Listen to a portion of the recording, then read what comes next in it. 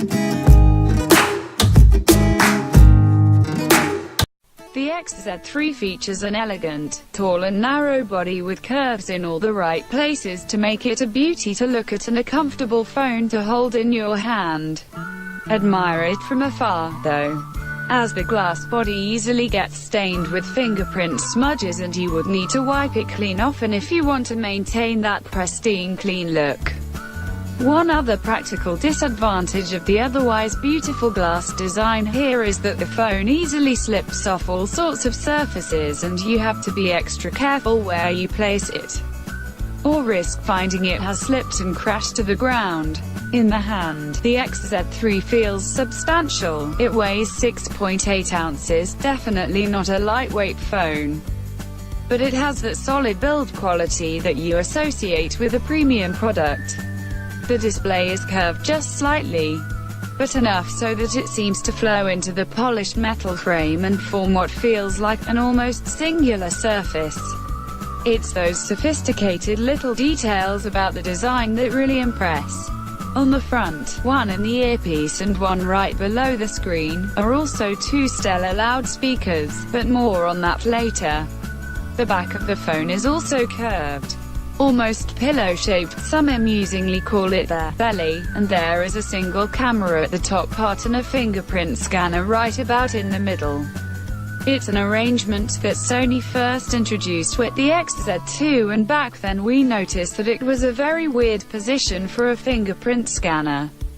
You kind of have to reach way down with your index finger in an almost theatrical performance of hand gymnastics. You do get used to this weird place of the finger scanner after a while, but it never feels perfectly comfortable. Speaking of the fingerprint scanner, it does its job well, recognizing fingerprints accurately, without being the slowest or the fastest in the game. We were, however, disappointed to see there is no support for fingerprint gestures with such a tall phone as the XZ3. A swipe down on the fingerprint scanner to bring down notifications would have been a nice little convenience for us. On the bottom, you can find a USB-C port for charging. But don't go looking for a 3.5mm headphone jack. Sony has killed the good old audio DAC but does provide a USB-C to 3.5mm adapter in the box with the XZ3. All the physical buttons are on the right side, a volume rocker at the top, a power key in the middle and a dedicated camera shutter button in the bottom. This arrangement is not very convenient. The volume keys are too up high and hard to reach, while the camera shutter key is too low and it's hard to use it when you hold the phone vertically. One more thing, the XZ3 is also IP68 water protected, which translates into a very practical ability to survive drops in water of up to 6 feet deep for as long as 30 minutes. So you don't need to fear taking the phone with you by the pool. In the past few years, OLED screens have slowly but surely carved their way as one of the most distinct features reserved for flagship phones and flagship phones only.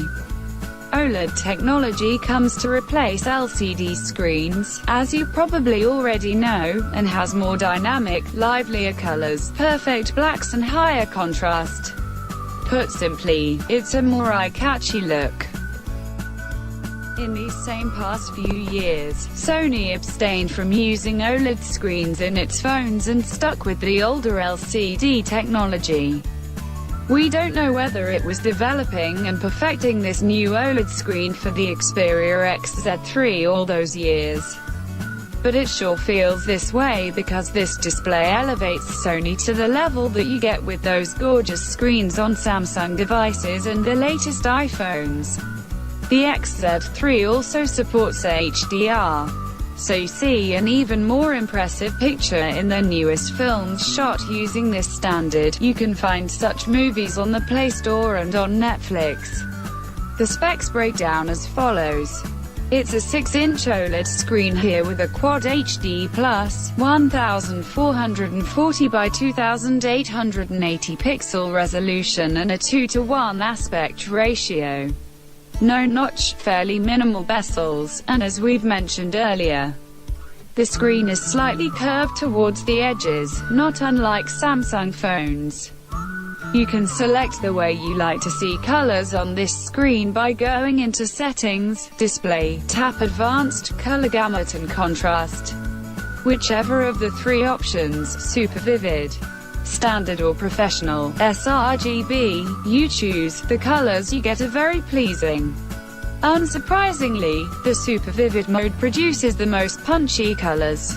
An effect that seems a bit over the top especially when watching videos, so we stuck with the standard setting, but experiment and see which one you feel looks best to you.